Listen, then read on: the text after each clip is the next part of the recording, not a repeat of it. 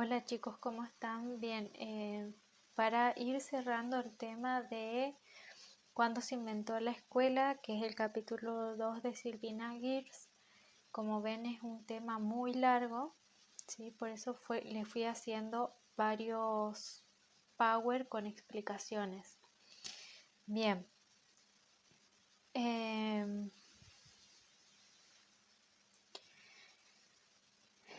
recordemos, sí, que veníamos trabajando la institucionalización de la educación, ¿sí? Donde ya definimos las características de la escuela tradicional o moderna y definimos las características de la escuela nueva y qué modelo pedagógico, ¿sí?, se aplicaba en cada una de ellas, ¿sí? El modelo pedagógico conductista y el modelo pedagógico cognitivo. Bien. Este modelo de la escuela nueva, ¿sí?, comienza a entrar en contradicción con las estrategias sociales basadas en la promoción de la diversidad, el respeto por la diferencia, la libertad y la autonomía de los grupos y de los individuos dentro del marco de los sistemas democráticos, ¿sí? Debido a esto, ¿sí?, hablamos del modelo tradicional, ¿sí?, del modelo de escuela moderna, ¿sí?, que fue el que se llevó adelante por casi 100 años, ¿sí? Tuvimos el mismo sistema educativo con la misma ley.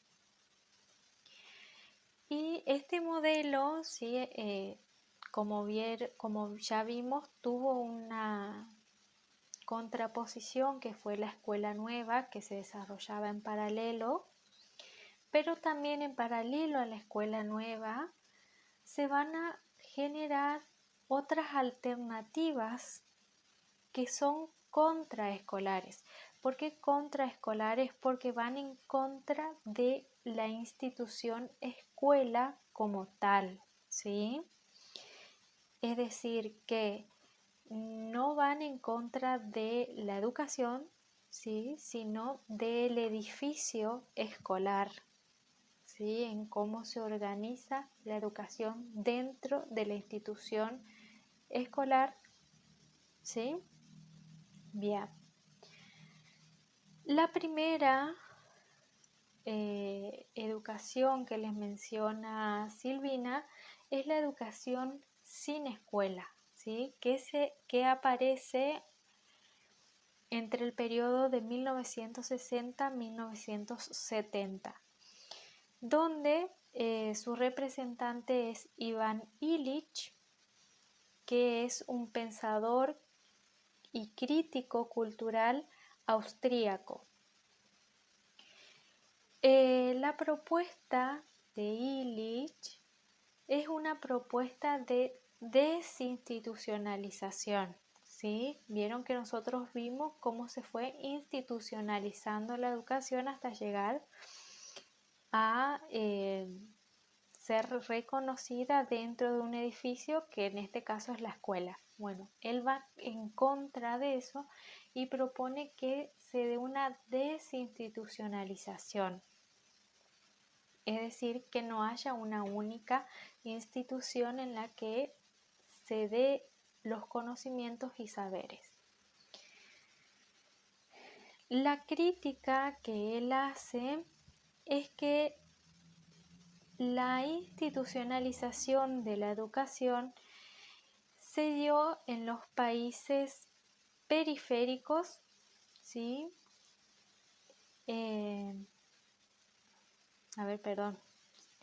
La crítica que hace Ivan Illich es que él critica especialmente la institucionalización de la educación que se dio en los países periféricos, especialmente en América Latina, ¿sí? Él considera que la escuela es una forma más de dominación en los países latinoamericanos. por qué cree él esto? Porque dentro de las escuelas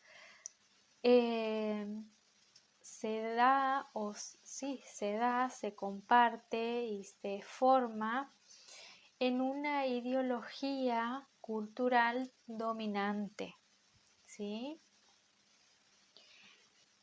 Y él lo que critica precisamente es esto, y sobre todo en América Latina, porque él considera que esto sigue generando diferencias sociales entre las poblaciones, ¿sí? Entonces, lo que él postula con esta propuesta de desinstitucionalización es que la noción de progreso sin fin tiene un límite y la escuela no puede resolver la contradicción de formar a las futuras generaciones en una tecnología y en un progreso al que no todos tendrán la posibilidad de acceder. Por ello propone liberar la educación de la escuela de manera que la gente pueda aprender la verdad acerca de la sociedad en la que vive, ¿sí? Es decir, que no encerremos todo el conocimiento en una sola institución, sino que se dé en cualquier parte, en cualquier momento, y donde todos puedan tener acceso al conocimiento y se pueda tener conciencia a la vez de la sociedad en la que estamos, no que se dé un contenido descontextualizado. Por eso su idea central, ¿sí?, refiere más a lo económico y democrático de educar a la sociedad por un medio que no sea la escuela, ¿sí?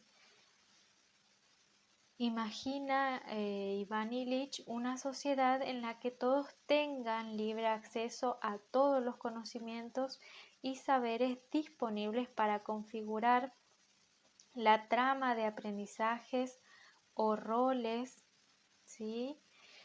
Y además de que se configuren tramas de aprendizaje y también redes abiertas de aprendizaje que,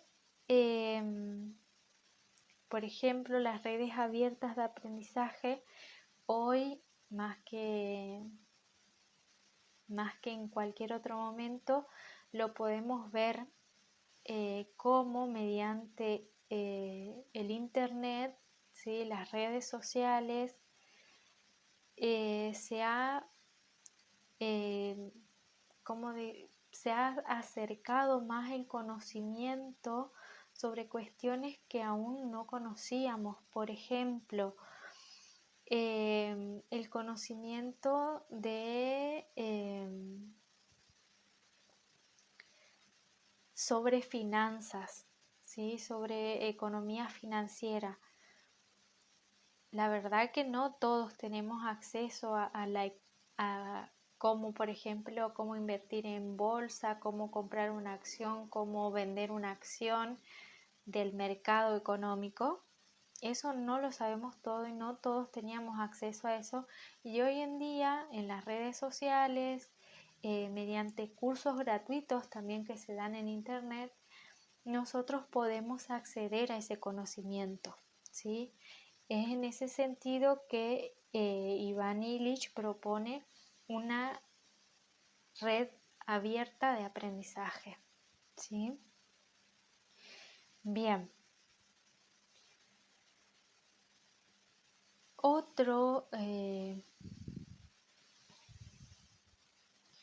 Otra de las alternativas que aparecen es la Escuela Liberadora de Paulo Freire.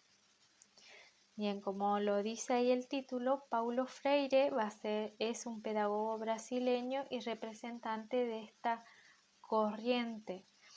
que lo que critica Paulo Freire es los vínculos pedagógicos que se establecen dentro de los sistemas educativos vigentes, ¿sí? Él considera que es necesario problematizar estos vínculos que se generan por el hecho de que dentro del proceso educativo de las escuelas, sobre todo de América Latina, también habla Paulo Freire, el proceso de los procesos educativos son similares, según él, a relaciones bancarias, en donde alguien deposita algo en otro, ¿sí? Y los educandos, que serían los alumnos, reciben los depósitos, lo guardan y los archivan, ¿sí? Entonces, si nosotros pensamos el proceso educativo como una relación bancaria donde el docente deposita un conocimiento en el estudiante y el estudiante solamente lo guarda y lo archiva, no se está generando aprendizaje. ¿Por qué? Porque si me dan algo, lo guardo, lo archivo y puede ser que en mi cabeza después lo olvide, ¿sí? O ni siquiera se haya archivado en el peor de los casos, ¿no? Por eso es que él problematiza este vínculo, ¿sí? Y considera que en las relaciones bancarias el saber es materia inerte, estática, que pasa de uno a otro como si fuera una mercancía, ¿sí? Como algo que compramos. Y el docente es el encargado de depositar un saber que está cerrado en los alumnos, cuya función es después repetirlo memorísticamente, ¿sí?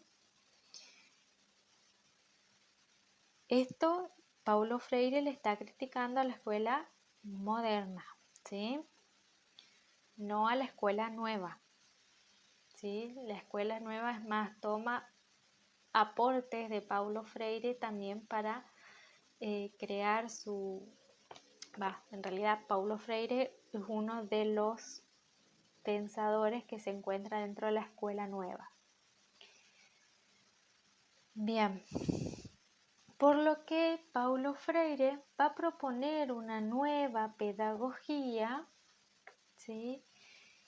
donde el hombre tenga la posibilidad de redescubrirse y de concretizarse, ¿sí? Su método era de aprendizaje para que las personas aprendan a ejercer la libertad y también a practicarla, donde el modelo educativo que él propone se basa en la dialogicidad, ¿sí? ¿Qué es la dialogicidad? El diálogo. Se basa en el diálogo donde se da el encuentro de los hombres mediatizados por el mundo, ¿sí? Lo que él hace es proponer que los procesos formativos no se separen de la realidad misma donde las personas se desenvuelven y actúan.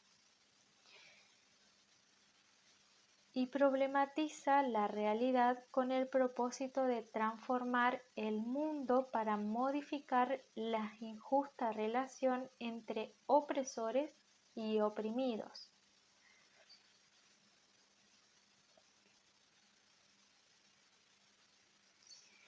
Bien. Y la última que aparece es la escuela en casa. Esta es la última alternativa. Es decir, no es que una aparece primero, van surgiendo en paralelo criticando a la escuela moderna, ¿sí? Bien. La escuela en casa o home, homeschooling. Homeschooling. Tengo que practicar más mi inglés, chicos, pero ya estoy aprendiendo. Bien. La escuela en casa critica más que nada el contenido ideológico de la escuela. ¿Por qué? Porque surge precisamente buscando opciones que respondieran a los intereses de algunas familias que no estaban conformes con la educación que se le brindaba a sus hijos. Estos intereses eran por convicción política, religiosa, cultural o de raza, ¿sí? Por ejemplo, tenemos las comunidades Com, Wichí, judíos, ¿sí? Que, por ejemplo, si nosotros tratamos de enseñar en una escuela de alguna comunidad aborigen, ¿sí? Nos vamos a encontrar con la situación de que ellos, en primera instancia, si somos de piel blanca, ojos claros, primero nos rechazan porque rechazan a los españoles, a los gringos, dicen ellos. Otra que debemos aprender su lengua, porque ellos en sus escuelas exigen la lengua, ¿sí? Para no perder sus culturas. Bueno, lo que le critican precisamente a la escuela es lo estructurada que es.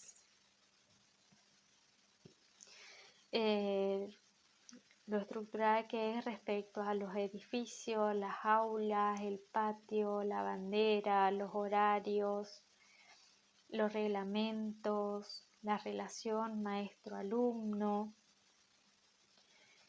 Lo que más se le cuestiona a la educación pública es el contenido que desarrolla la escuela, ¿sí? Que es un contenido ideológico. Esta escuela en casa se desarrolla y se sigue desarrollando principalmente en Estados Unidos, en Canadá, Australia, Nueva Zelanda e Inglaterra. Por ahí es una realidad cercana a la nuestra, a la de Estados Unidos. En Estados Unidos habrán visto en varias películas que existen pandillas, ¿sí? En Argentina no tenemos esa situación, gracias a Dios, pero en Estados Unidos sí se ven mucho las pandillas, ¿sí? Y es un gran problema las pandillas dentro de la escuela. ¿Por qué? Porque se pelean, porque se acusan de tu pandilla mató al padre de fulano y así sucesivamente, que si buscan la película Escritores de Libertad, esa es una película que trata sobre las pandillas de Estados Unidos y una profesora que se encuentra con esta situación. Ahí queda muy ejemplificada cómo es la disputa, los intereses, cómo van interviniendo. Por lo tanto, hay muchas personas que deciden educar a sus hijos para que no sufran de discriminación, de racismo o para que no sufran acoso de violencia etcétera, etcétera, muchas familias deciden educar a sus hijos en sus casas. Donde después,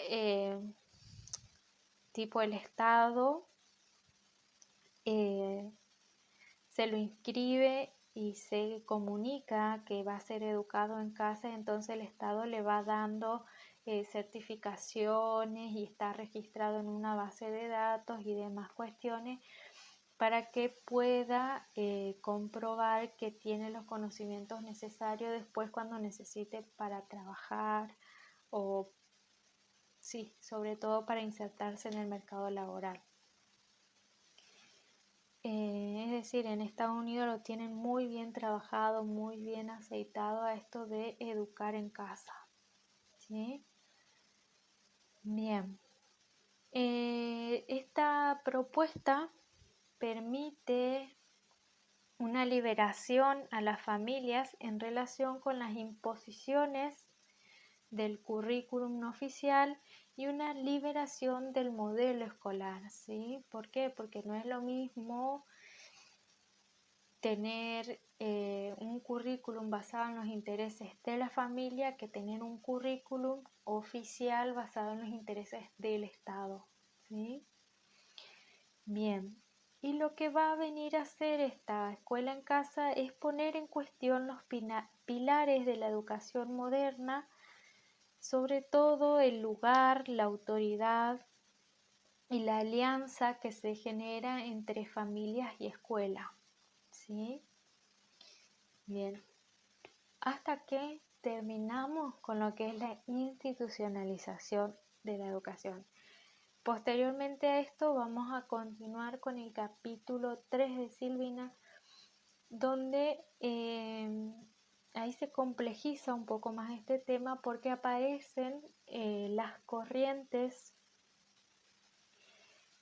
filosóficas que sustentan este modelo o no de la escuela moderna, ¿sí? Bien.